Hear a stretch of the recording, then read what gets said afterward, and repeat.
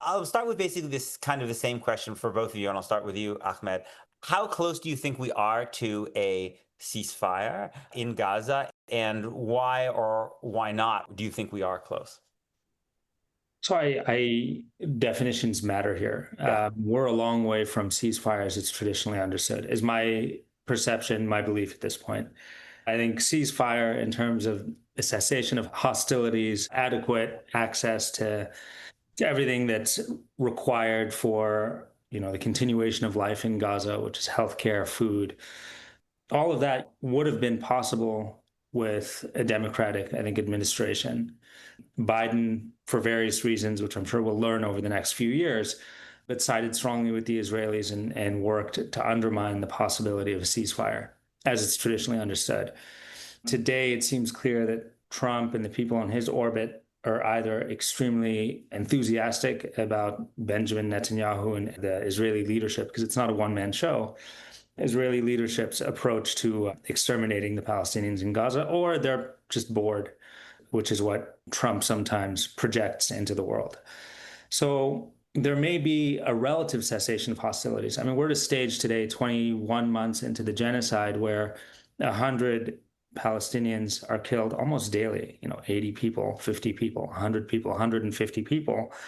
And it doesn't register in the New York Times, which is a problem. And so a relative cessation of hostilities today could mean that the Israelis can kill 20 or 30 people a day for an indefinite period of time while they build the camp that they've described as a humanitarian camp in Rafah, which I think many of us and journalists and edits and elsewhere have described as a concentration camp. And the world, at least here in the United States, in Washington, D.C., people in positions of authority may shrug and seek to move on. So we may end up in that scenario where the endless grind continues, reverts to what it was on October 6, 2023, where the existing conditions are obviously a lot worse in Gaza, but where it's a low grade from the point of view of the Israelis and their supporters conflict, that may be in the offing. But a Mm, ceasefire in the ordinary mm, sense of the word, I don't believe that's going to happen anytime soon.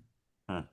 Yeah, Ahmed, I really appreciate you saying that actually, because I think you're really right, and I may have fallen into it too, that the use of language here can be very problematic, which is to say, I don't think, I mean, again, Mairav, tell me if you think I'm wrong. I don't really think anyone's talking about a situation in which Israel even evacuates all of its troops from Gaza, right? I mean, even under what we would call a ceasefire, Israel would be maintaining a perimeter of control inside Gaza that was significantly larger than what they had before October 7th, right? And that's not even, I think, in dispute, really, let alone questions about access. So I think you're really right to reframe the conversation.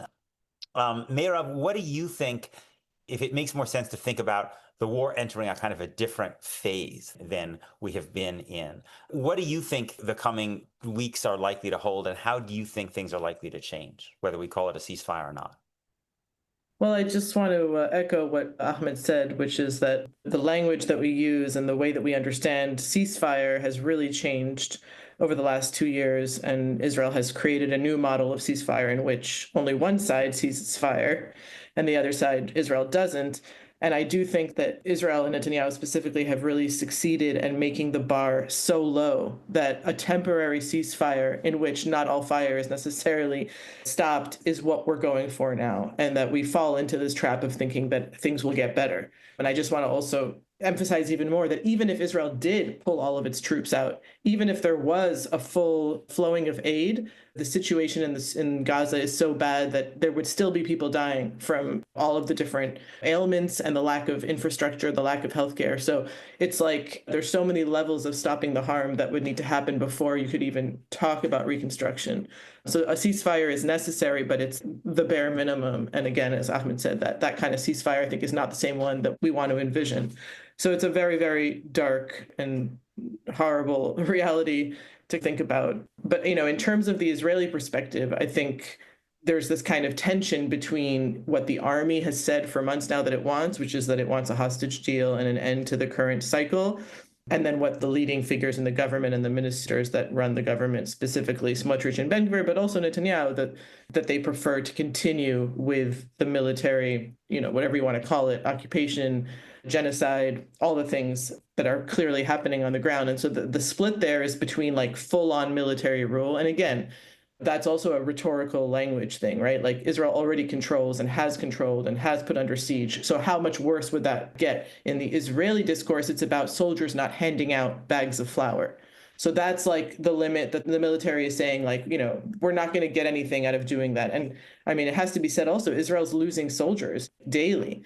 Obviously, it doesn't compare in proportion, but it doesn't cease to amaze me that no amount of soldiers dying and no amount of hostages being held is going to change the calculus in Israel in terms of stopping this war. So the situation now is that if we don't reach the ceasefire, and I was putting my money on there being a ceasefire by the time this week ended. I thought that, Trump really wanted it and Netanyahu was in a place where he could do it. It looks like it might still happen. The 60-day Witkoff plan that I'm assuming the audience understands what the terms are, but I can go over them. But basically, my sense is that that still might end up happening, but Netanyahu might try to delay it till closer to the end of July when the Knesset goes into recess for several months, and then he really won't have any kind of problems with his coalition. So that might be the direction we go in. And like Ahmed said, in those 60 days, Israel could create this kind of camp in the ruins of Rafah and try to push people down there and basically continue with its plan, even if there is some kind of cessation of fire. Or none of that will happen, and then Israel will continue to destroy parts of Beit Hanun and other areas of the Strip that it hasn't done yet. So basically it could either be bad or much, much worse. And then unfortunately, I don't see a course right now where things are going to get better unless we have a huge political engagement by the Trump administration that not only gets a ceasefire, but then really sustains its engagement on enforcing that ceasefire. And, I don't see that happening. And then also having to also look at the terms of what a ceasefire would look like and the kind of aid that could flow in, and then discussing what it would mean after the ceasefire is done. I mean, there's so many things to think about in terms of how that would look, and there's no player right now. And unfortunately, the Arab players, whether it's Egypt or Saudi, their relations with the US are too precious for them to push it more than they already are. So there's just nobody. There's nobody, I think, to take that step. So we're just hoping that Trump will get a ceasefire, but that's like the bare minimum. Ahmed, my understanding of Hamas's position is that they don't want to release all the hostages until they feel like they have some credible assurance that the assault on Gaza is going to end. Now, obviously, Netanyahu has not wanted to do that. He said, basically, we'll stop attacking for a while if you give us hostages, and then we'll go back to attacking more. I don't really understand, even to be honest, what could be a credible guarantee that Hamas would be able to rely on that Israel would stop attacking. I mean, who could provide them that guarantee? And again, obviously, you're not talking to the leaders of Hamas, but I'm just curious, what do you think their thinking is as they are engaging in these negotiations in Qatar and being pushed around by the United States and demanded that they sign various agreements? What do you think their strategy is? So I'm not talking to the leaders of Hamas, but Jeremy Scahill is of Dropsite News, and all of his reporting is in English, and I encourage everybody to check it out. And Arabic language media does share interviews and perspectives from within the Hamas leadership. I mean, lying carries an expense, even if you're the United States. The Trump administration has misrepresented every major initiative across the board to its counterparts, whether it's trade or JCPOA negotiations, or I guess whatever the current iteration of that is with Iran, or, the prisoner trade with Hamas, Eden Alexander, and I may be mispronouncing the man's name. But when your counterpart is not regarded as a credible party, irrespective of how powerful that party is, they're going to find it harder to get what they want. And I think it's appropriate to think not just of the Trump administration, but the Biden administration as having misrepresented American goals and American positions for the duration of this assault, for the past 21 months. And so you're right.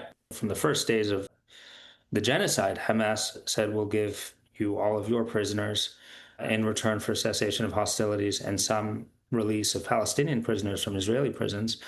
And that's been turned down, a number of times. And again, there's a New York Times report today telling us all that the sun rises in the east, something we've known all along. Well, if you are in Hamas's position and you aim to achieve a deal, you'd have to first believe that the Israelis want their people back. And And I think that's a big question for the most generous analysts today. Does Benjamin Netanyahu want the hostages back? Maybe. Does he want some other things first? Yes. Do the people in his orbit, the Messianic Zionists, believe that settling the land is more important? Sure. And if you watch some of the funeral videos, Sarah Roy sent out a video, which was on Twitter, of a young Israeli man delivering a eulogy for one of his friends who was killed, presumably by Hamas in Gaza. And he's talking about killing 500 Palestinians a day and how much this guy enjoyed doing that kind of thing. Really a genocidal mindset. And you get the sense that, yeah, the goal here is really for a subset of people who are very important today in the Israeli government. The goal is the evacuation, the ethnic cleansing, the total extermination of Palestinian life in Gaza in order to settle it for some end times reason that I think most people find terrifying. So the question of does my negotiating partner have credibility is extremely important. I think the United States hasn't had credibility, but you have to treat the US because it's so powerful. But over time, if you can't believe it, it's not really worth it. Diminishing returns. Eden Alexander diminished Hamas's negotiating leverage. And then the second piece is, what do the Israelis want? I think the Israelis have telegraphed very, very clearly what they want. And it's something they can attain without a negotiation. This has been a free preview of my weekly conversation. If you'd like to hear the rest and support my work, please consider subscribing at peterbeinart.substack.com.